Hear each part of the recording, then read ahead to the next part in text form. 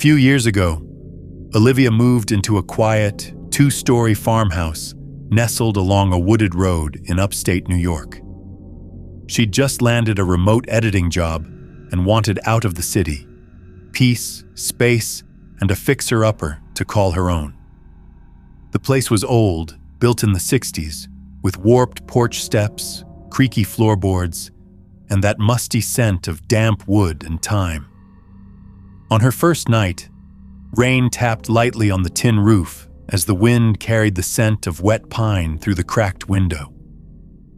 The house was silent, save for the occasional groan of settling beams. She found comfort in the solitude. But as the days passed, the charm began to unravel. The crawl space beneath the house, low, dark, and boarded shut with rusted nails, kept drawing her attention. Not for any logical reason. It just felt off.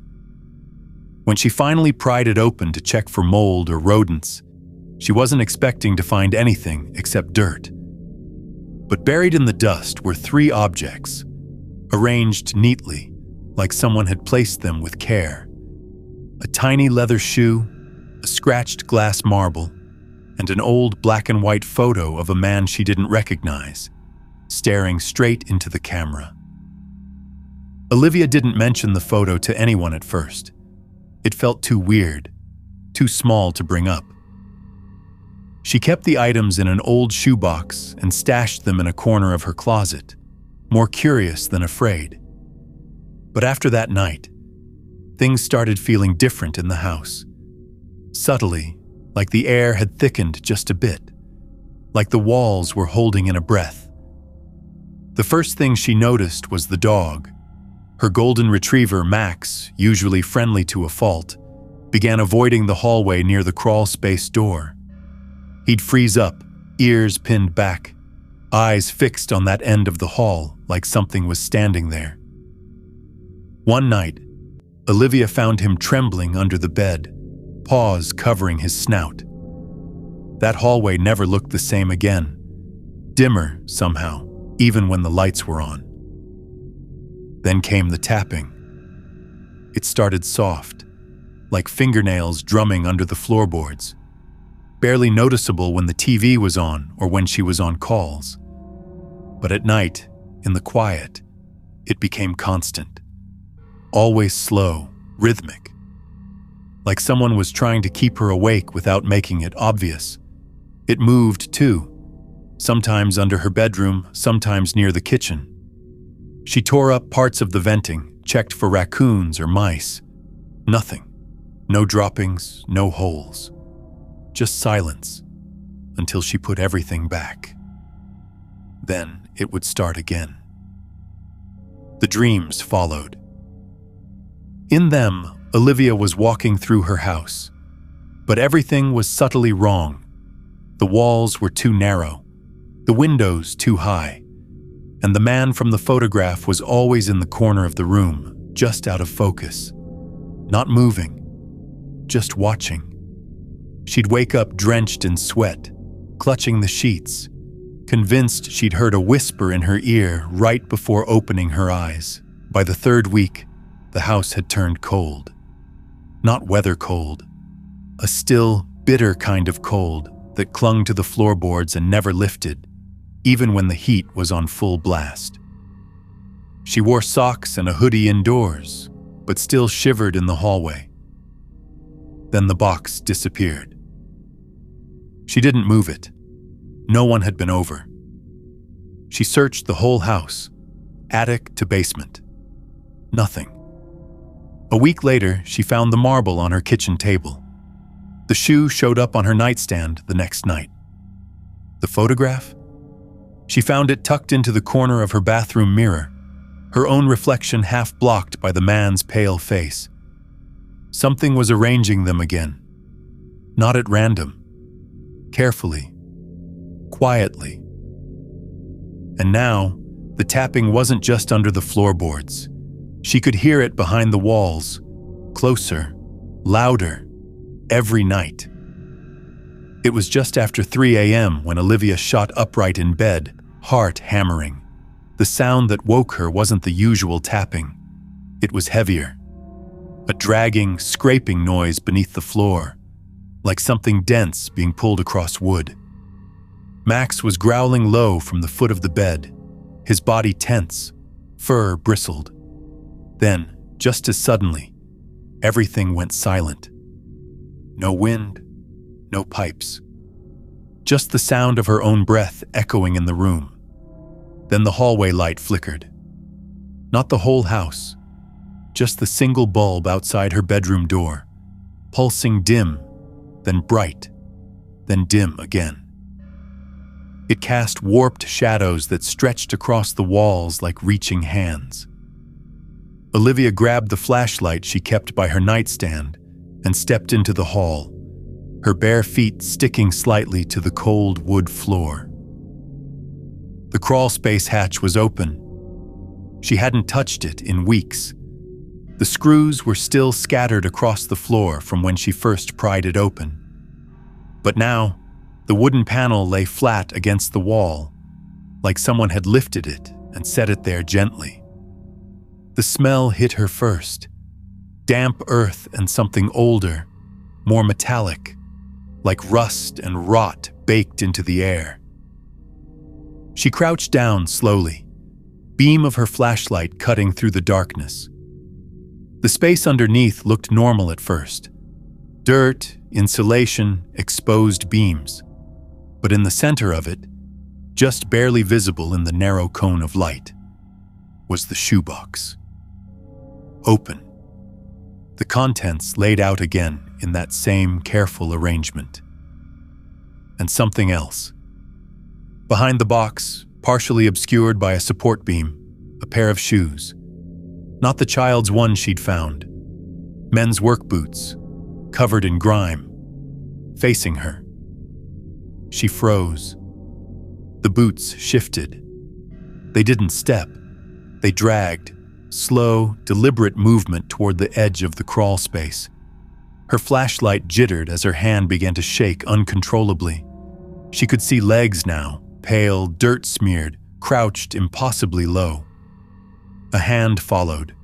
Thin, grayish, fingers too long, nails cracked and blackened. It gripped the beam with practiced ease, like it had done it before. Many times. She scrambled backward, feet slipping on the floor, eyes locked on the darkness. The head emerged last, slowly, like it didn't need to rush. Same man from the photo. Same dead stare. Skin waxy, jaw slack. A thin line of dirt trickling down from his temple. His eyes didn't blink. They didn't move. They just stared. Max lunged before Olivia could scream. The snarl, the crash, the yelp, it all blurred together. She grabbed the flashlight and bolted out the front door barefoot, not stopping until she was in her car, hands shaking so badly she missed the ignition the first 2 tries. When she finally drove off, the last thing she saw in the rearview mirror was the front porch light flickering again, and the crawl space hatch swinging gently shut on its own. Olivia never went back to the house. She paid a company to retrieve what little she left behind. Just clothes, documents, a few boxes. The movers called once, said the crawl space hatch was nailed shut when they got there, like someone had reinforced it from the inside. She told them not to touch it. Just leave it. She rented a small apartment in the city, 3rd floor, brick walls, no basement. The kind of place that didn't creak at night. But even in the comfort of noise and people, something stuck with her. Max wouldn't go near mirrors anymore. He'd stand and stare at them, low growls rumbling in his chest, hackles raised. Sometimes, late at night, Olivia would catch her own reflection doing something it shouldn't. Her expression slightly off, her mouth a little too slow to move, like the image was a few seconds behind. One night she found the marble again, on the bathroom sink. She'd thrown it out weeks ago, watched it disappear into a city dumpster. But there it was, glinting under the pale light like it never left. Then came the tapping. Not loud, just soft, steady, from inside the wall behind her bed. The rhythm was slower now, almost patient. She pressed her ear against the plaster and heard breathing, shallow, familiar. She didn't scream. She didn't move. She just laid back down, eyes wide open, listening as the tapping picked up again. Closer now, almost right behind her.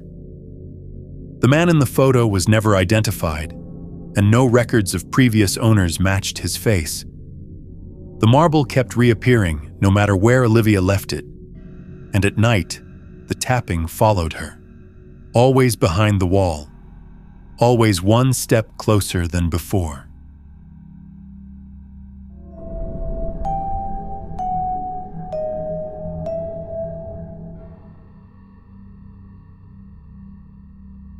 Tyler and his friends had been planning the hiking trip for months. Just 5 college buddies looking to unplug, drink cheap beer, and sleep under the stars. They booked a secluded cabin deep in the Appalachian woods, a few miles off a gravel back road with no cell signal and barely marked trails. The air out there had this heavy, earthy smell, wet leaves, decaying pine, and distant campfire smoke. On the first evening, just before sundown, they wandered off trail and stumbled on a weird patch of land. Stones, smooth and dark, laid out in a tight circle, with sticks standing upright in the middle like someone had carefully arranged them. It looked out of place. Too clean. Too deliberate. One of them laughed, kicked one of the rocks aside, and they all moved on. But by the time they got back to the cabin, the woods had gone quiet. Not peaceful quiet, just wrong. Like something was listening. That first night, they chalked the weird quiet up to being far from civilization. No traffic, no buzzing lights, no distant hum of people. Just trees, just dark. The fire crackled low as they passed around a bottle of whiskey and swapped ghost stories, the way they always did on trips like this. But something about the air felt off, heavier, damp like after a storm, except the sky was clear. When they finally crashed inside the cabin, the wind had picked up, whispering through the trees like voices just below a whisper. Around 2 a.m., Evan, the one who'd kicked the rock, woke up sweating. He swore he heard footsteps crunching in the leaves just outside the cabin. Slow, deliberate. He stared out the window for 10 full minutes, but saw nothing. Just the outlines of trees swaying, black against black. The next morning, their GPS units and phones were all dead, even though they'd been fully charged. No service, no signal. Tyler figured it was just the terrain. They decided to hike anyway, sticking to the marked trail this time. But 20 minutes in, Mark pointed out something strange. Another circle of stones. This one wasn't like the first. It was larger, more precise. The sticks in the middle were taller now, tied together with what looked like strands of dark hair. They laughed it off at first, nervously joking about witches and Blair Witch vibes, but no one touched it this time. They walked faster after that. The woods felt narrower somehow, like the trees leaned in more the deeper they went. That night, the unease settled into something worse. The fire wouldn't stay lit. No matter how much kindling or lighter fluid they used, it'd sputter out, leaving them in the dark with only flashlights and flickering lanterns. When the wind died, everything went dead silent. Not a single chirp, not even a leaf rustle. Just stillness. Tyler could hear his own breath echo inside the cabin. Then came the whistling. Soft, high-pitched. A single tone that hung in the air for seconds, stopped, then started again from the opposite side of the house, It circled the cabin like someone slowly walking the perimeter. They tried to laugh it off again, but nobody slept. In the morning, Evan was gone. His sleeping bag sat perfectly zipped, boots still at the foot of his bed, his jacket hanging untouched by the door. No sign of struggle, no noise, just gone. Outside, where the dirt met the grass, were footprints. Not boot prints, bare feet. Deep, long, too large for any of them. They led toward the tree line, and in the clearing behind the cabin, they found it again. The circle. Bigger now. The sticks inside freshly broken. In the center, a piece of red cloth. Evan's bandana, folded neatly, placed carefully. Like someone had been watching. Like someone had waited. By sundown, the group had unraveled. Tyler tried to stay calm, tried to hold it together for the others, but something in his gut kept twisting tighter with every passing hour. They had shouted Evan's name into the trees until their voices cracked, but the forest swallowed the sound like it was never there. No echoes, no response. Just trees. Dense, cold, endless. Mark wanted to pack up and hike out in the dark, but the map was gone. Tyler swore he left it on the counter. Gone. Along with the compass, the sky clouded over just after dusk, and by the time they realized they were trapped in the dark again, the wind picked up. Harder this time, whipping through the gaps in the cabin walls and making them feel exposed, like the whole place could be peeled apart. Then the knocking started. 3 slow knocks on the back wall of the cabin, then silence, then again, louder. The kind of knock that vibrates through your teeth. Ryan grabbed a flashlight and swung the beam toward the back door. Nothing. Just wood. But then the knocking came again, this time from the opposite side. Then the roof. Like whatever was out there was circling again, faster now. They bolted the doors, moved furniture, grabbed kitchen knives. The flashlight flickered. Then came the screaming. It wasn't human. Not exactly. High-pitched and guttural at the same time, like someone being pulled apart from the inside. It echoed from the trees, then from under the floorboards, then from behind the windows, like it was everywhere all at once. When the front door burst open, the wind that blew through wasn't cold. It was hot, thick, smelling of copper and soil. The fire pit outside reignited on its own, blazing in a flash, illuminating the woods in a flicker of red-orange light. And there, just beyond the firelight, stood figures. Dozens of them. Barefoot, silent. Faces pale and still, eyes wide and glowing faint yellow, like animals caught in headlights. Their mouths hung open, not moving, but the scream kept going. Mark collapsed. Ryan backed into a wall and dropped his knife. Tyler couldn't breathe. And in the middle of them, standing perfectly still in front of the flames, was Evan. Eyes vacant, shirt torn, face blank like he didn't recognize any of them. He raised one hand slowly, palm facing up. In his fingers was another bundle of sticks, tied in a perfect knot with a string of red fabric. Tyler doesn't remember running. Just the woods swallowing him whole, branches tearing at his face, blood in his mouth from biting his own tongue. He didn't stop until he saw headlights through the trees and stumbled into the middle of a back road, screaming until a truck finally swerved to a stop. They found him barefoot, covered in scratches, staring blankly like he'd been hollowed out. He couldn't explain what happened. He didn't try. Mark and Ryan were never found.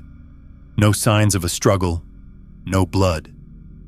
Just a cold, empty cabin and an unlit fire pit, surrounded by a perfect ring of smooth, black stones.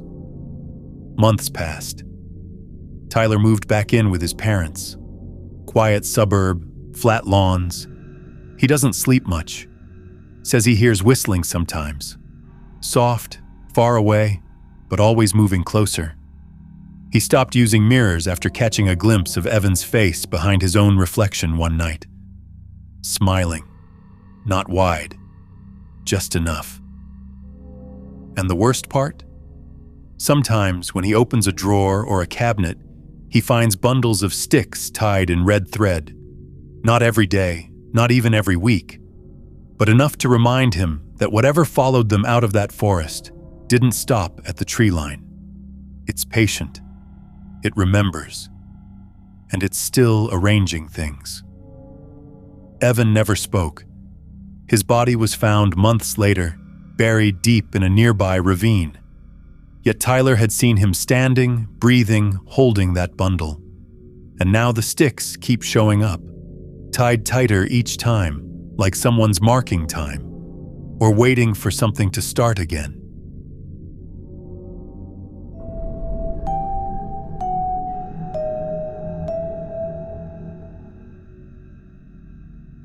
Jason had always been into flipping weird stuff.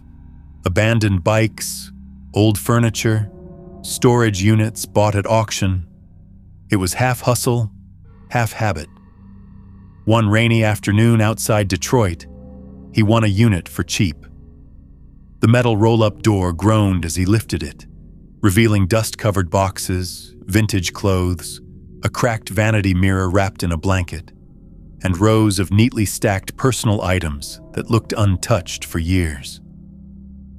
It smelled faintly of old perfume and mold, like a thrift store sealed in plastic. Everything was eerie in how perfectly arranged it all was, like someone had packed up their life and disappeared without ever planning to come back. One note caught his eye, taped to the mirror's edge, yellowed and curling at the corners.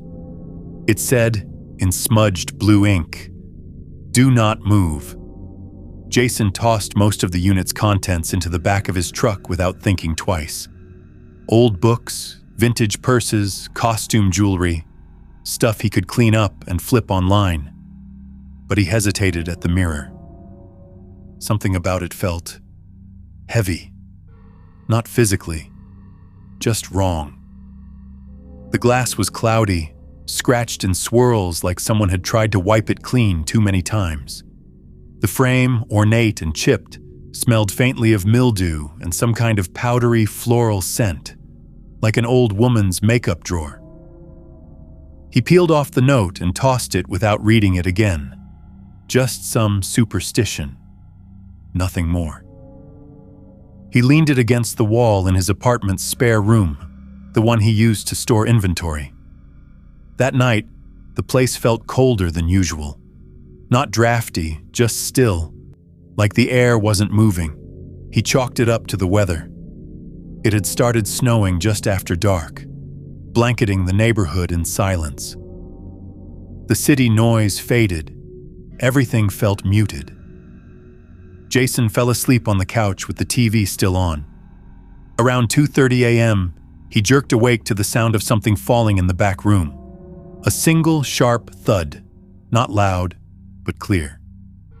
He walked in, expecting a box to have shifted, but everything was right where he left it, except the mirror. It had moved, not by much, just a few inches, now angled slightly toward the door. He stared at it for a long time, trying to convince himself maybe he hadn't propped it evenly. Maybe the floor was warped. He told himself that, then went back to bed. The next morning, he found the note again. It was taped to his bathroom mirror. Same paper, same faded ink, same words. Do not move. His stomach dropped, and his fingers went cold. He knew he'd thrown it out, into the dumpster outside. He went back to the spare room. The mirror was exactly where he'd left it, but now his reflection looked wrong, just slightly off. His eyes didn't seem to follow the same rhythm as his movements, a half-second behind. He blinked and saw himself still staring. Over the next few days, the disturbances escalated. The lights in the hallway would flicker when he walked past the room. His phone's front camera would glitch whenever he passed by the mirror. Brief static or flashes of a pale face not his own. At night, he began waking up at exactly 3:15. Every single night. Always breathless, like he'd been running in his sleep. And then he noticed the smell. Stronger now. That same floral powder scent, thick and stale, clinging to his sheets, in his clothes, even in his truck. He scrubbed everything, washed twice. It always came back. He covered the mirror with a sheet. The smell got worse. Then, one night, he caught a glimpse of movement. Not from the corner of his eye, straight in the reflection. A figure standing behind him, where there was only a wall. Not moving, just there, watching. When he turned around, nothing. But when he turned back, the sheet had slipped off the frame, and his reflection was still smiling. Jason tried to get rid of the mirror the next morning, hauled it down 3 flights of stairs, rain pelting the sidewalk, fog rolling over the street like steam. He dumped it behind the old grocery store dumpster, wrapped in a tarp, weighed down with bricks. He didn't care. He just wanted it gone. He didn't even go back inside right away. Drove around for hours, aimless, sipping gas station coffee with shaking hands and a knot in his chest that wouldn't loosen. But when he got home, the apartment felt wrong. Warm air pushed out as he opened the door, like the place had been sealed tight. Too warm, too quiet. He stepped inside and locked the door behind him. The lights were off, but the hallway was dimly lit by something faint. Cool, silver light bleeding in from the spare room. He froze. The smell hit him hard. Thick perfume, almost chemical, clinging to the walls. He turned the corner slowly. The mirror was back. Standing upright. Sheet gone. Its glass surface clear and perfect for the first time, like it had been polished. And staring back at him in the reflection wasn't just Jason. Behind his image stood the woman. She was tall, impossibly thin, in a faded nightgown that hung from her like damp tissue. Her hair was matted, stuck to her face, and her eyes, completely black, like polished obsidian locked with his. She didn't blink. Her mouth moved, slow and deliberate, mouthing something he couldn't hear. And then her hand reached up, inside the mirror, and touched Jason's shoulder.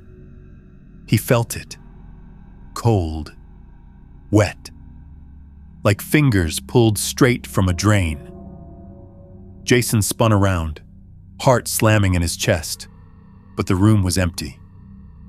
Dead quiet, his breathing ragged, but when he turned back, the reflection was still there. Her hand now resting on his chest in the glass. His own reflection had shifted. Eyes dull, expression slack, lips just slightly parted, like he wasn't in control anymore. The lights flickered once, then cut out completely.